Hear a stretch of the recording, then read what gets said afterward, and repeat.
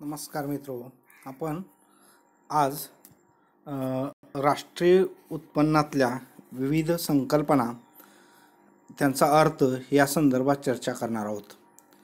राष्ट्रीय उत्पन्न ही अर्थशास्त्रातली एक महत्त्वपूर्ण संकल्पना आहे.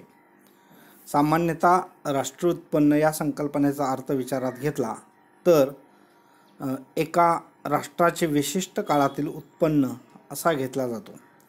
राष्ट्रीय उत्पन्न हे एक प्रकारे देशाच्या समग्र आर्थिक घडामोडीचा आलेख आहे असे म्हणता येते. अर्थव्यवस्थेत, कृषी उद्योग आणि सेवा क्षेत्रात अनेक प्रकारच्या घडामोडी सतत घडत असतात. अनेक प्रकारच्या वस्तू आणि सेवांचे उत्पादन होत असते. अशा उत्पादनाचे पैशाच्या माध्यमातून जे मूल्य व्यक्त केले जाते त्यालाच आपण राष्ट्रीय उत्पन्न असं म्हणतो. या संकल्पनेच्या आकलनासाठी काही महत्त्वाच्या व्याख्या आपण या ठिकाणी पाहणार आहोत. अनेक अर्थतज्ञांनी व्याख्या केलेल्या आहेत. त्यापैकी प्राध्यापक अरविंद फिशर यांच्या मते अंतिम उपभोक्त्याला त्याच्या भौतिक किंवा मानवीय वातावरणापासून मिळणाऱ्या सर्व सेवांचा समूह म्हणजेच राष्ट्रीय उत्पन्न. अंतिम उपभोक्त्याला त्याच्या भौतिक किंवा मानवीय वातावरणापासून मिळणाऱ्या सर्वच सेवांचा समूह म्हणजेच राष्ट्रीय उत्पन्न अशा स्वरूपाची व्याख्या अरविंद फिशरने केली.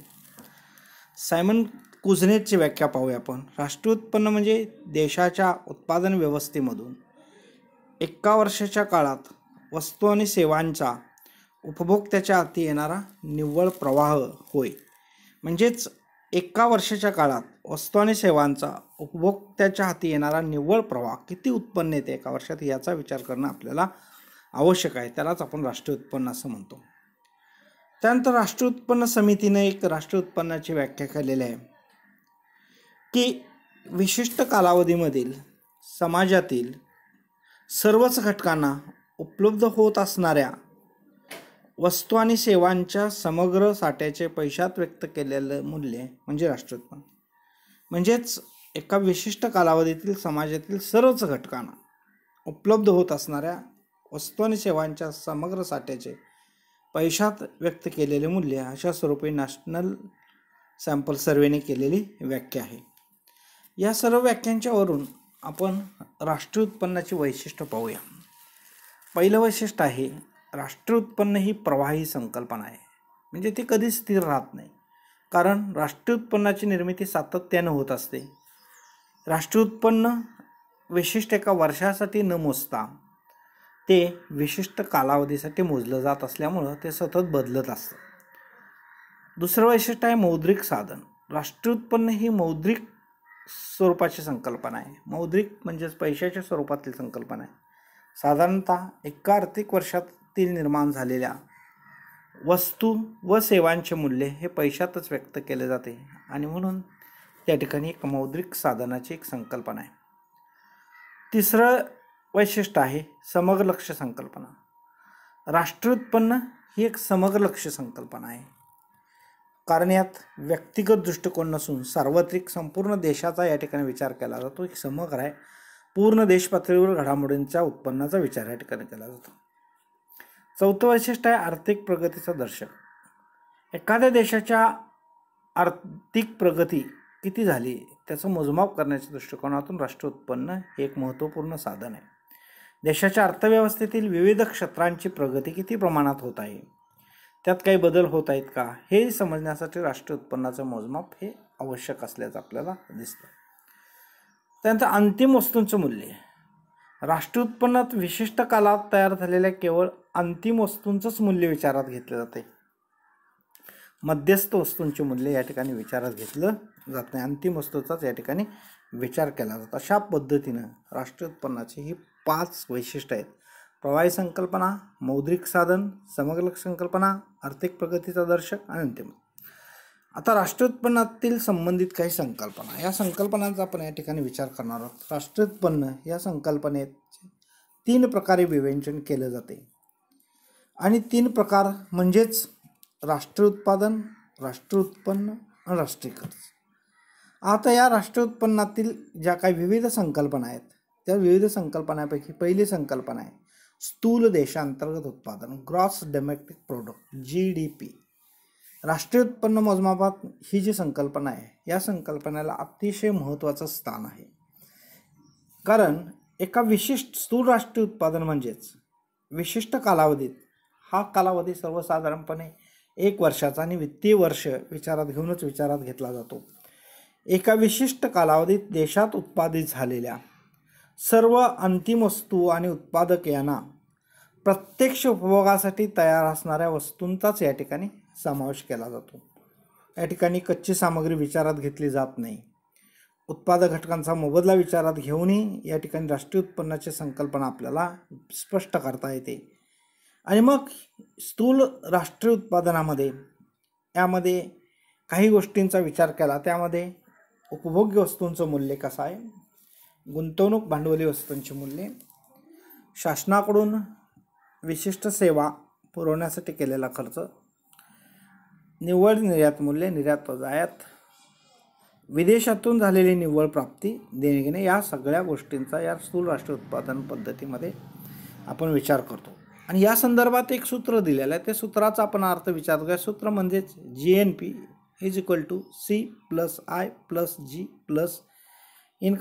(X-1 +R-P) अशा पद्धतीनं या एक सूत्र केलेलं आहे. आणि या सूत्राचा जर आपण अर्थ विचारात घेतला तर GNP म्हणजे स्थूल राष्ट्रीय उत्पादन, C म्हणजेच उपभोग्य वस्तू, I म्हणजे भांडवली वस्तू, G म्हणजे गव्हर्नमेंट कॉस्ट सरकारी खर्च, X म्हणजे निर्यात, M म्हणजे आयात, X वजा M म्हणजे निव्वळ निर्यात, R म्हणजे विदेशातून प्राप्त झालेले उत्पन्न, काही वेळा परदेशातून येतं, P म्हणजे विदेशी बाबीसाठी द्यावी लागणारी देणी, दुसऱ्या देशासाठी काही देणी द्यावी लागतात त्याचा, आणि R वजा P म्हणजे विदेशातून मिळालेली निव्वळ प्राप्ती. ह्या सर्वांनाच या सर्व गोष्टींचा विचार करून स्थूल राष्ट्रीय उत्पादन ही संकल्पना या ठिकाणी मांडलेली आहे.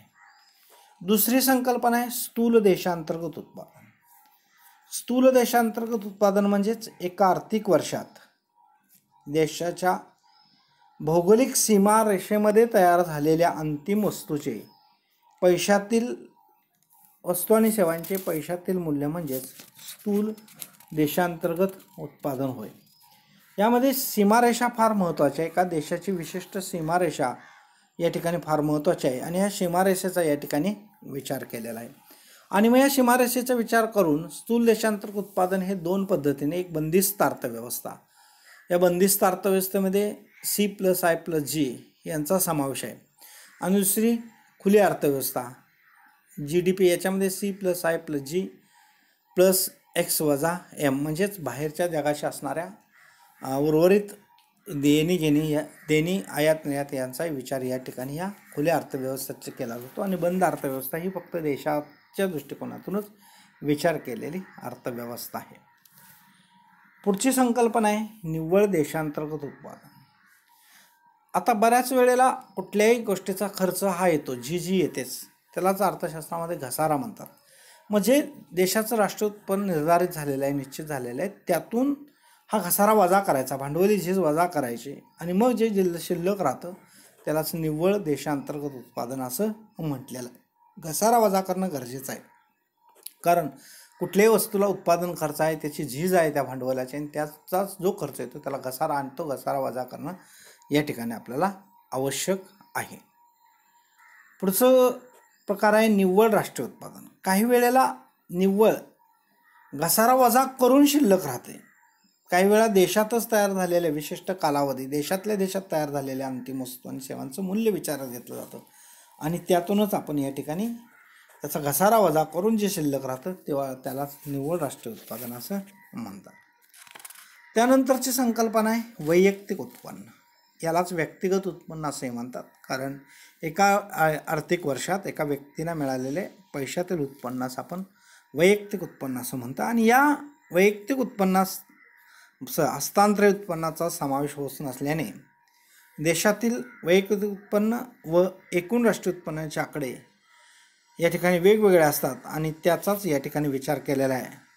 PI वैयक्तिक उत्पन्न, NI राष्ट्रीय उत्पन्न सूत्र आहे ते, TP हस्तांतरण देणी, U उद्योग क्षेत्राने न वाटलेला नफा, C उद्योग क्षेत्राचा आयकर टॅक्स, आणि या सामाजिक खर्च, या सगळ्यांचा समावेश या वैयक्तिक उत्पन्नामध्ये पर्सनल इन्कम PI होत असल्याचं आपल्याला दिसून येतं. त्यानंतरची संकल्पना आहे खर्चयोग्य उत्पन्न. बऱ्याच वेळेला राष्ट्रीय उत्पन्नाच्या अभ्यासात याही संकल्पनेला फार महत्त्वाचं आहे, कारण ते क्रमयोग्य उत्पन्न आहे आणि व्यक्तीला मिळणारे स्थूल एकंदर जे उत्पन्न आहे त्यातून प्रत्यक्षात किती खर्च करण्यासाठी रक्कम वापरली जाते याचाही विचार केला जातो. म्हणजेच खर्चयोग्य उत्पन्न म्हणजेच व्यक्तीकडील उत्पन्न असा याचा या ठिकाणी अर्थ विचारात घेतला जातो आणि त्या व्यक्तीस खर्च करण्यासाठी असणारे कमीयात नेहमीच फरक असतो आणि त्यामुळं खर्चयोग्य उत्पन्न त्या ठिकाणी त्या व्यक्तीला खर्च करावं लागतं. मग काही वेळा सरकार एक टॅक्स रूपाने शासनाच्या तिजोरीत भाग जातो, काही गोष्टी होत राहतात आणि मग या ठिकाणी या खर्चयोग्य उत्पन्नाचं एक सूत्र दिलेलं आहे, Y = Y+T. YD म्हणजे खर्चयोग्य उत्पन्न, Y म्हणजे स्थूल उत्पन्न आणि T म्हणजे कराचे उत्पन्न. त्यानंतर दरडोई उत्पन्न, पर कॅपिटल इन्कम, एका डोक्याला येणार उत्पन्न. दरडोई उत्पन्नावर एकूण राष्ट्रीय उत्पन्न भागिले एकूण लोकसंख्या. प्रत्येक व्यक्तीचा हिस्सा किती आहे, किती डोके आहेत आणि त्या एकूण लोकसंख्येचा या ठिकाणी विचार केला जातो आणि दरडोई उत्पन्नावरूनच मग आपण एखाद्या देशाच्या आर्थिक विकासाचा या ठिकाणी अंदाज येतो. अनेक विकसित राष्ट्रांमध्ये दरडोई उत्पन्न हे जास्त असते, तर अविकसित राष्ट्रांमध्ये ते कमी असते. राष्ट्रीय उत्पन्नाच्या वाढीचा वेग जेव्हा लोकसंख्या वाढीच्या वेगापेक्षा प्रचंड असतो तेव्हा दरडोई उत्पन्नात वाढ होते आणि या उलट स्थिती असेल त्यावेळेला दरडोई उत्पन्नात घट होते. अशा पद्धतीनं या सर्व राष्ट्रीय उत्पन्नाच्या विविध संकल्पना आहेत आणि या संकल्पनेचा आपण विचार करणं महत्त्वाचे आहे. यामध्ये राष्ट्रीय उत्पन्न, त्याची व्याख्या, त्याच्या 7 संकल्पना. पहिली स्थूल देशांतर्गत उत्पन्न, ग्रॉस नॅशनल प्रोडक्ट. दुसरी स्थूल देशांतर्गत उत्पादन, ग्रॉस डोमेस्टिक प्रोडक्ट. तिसरी निव्वळ देशांतर्गत उत्पादन, नेट डोमेस्टिक प्रोडक्ट. चौथी निव्वळ राष्ट्रीय उत्पन्न, नेट नॅशनल प्रोडक्ट. पाचवी वैयक्तिक उत्पन्न, पर्सनल इन्कम. 6वी खर्चयोग्य उत्पन्न, डिस्पोजेबल इन्कम.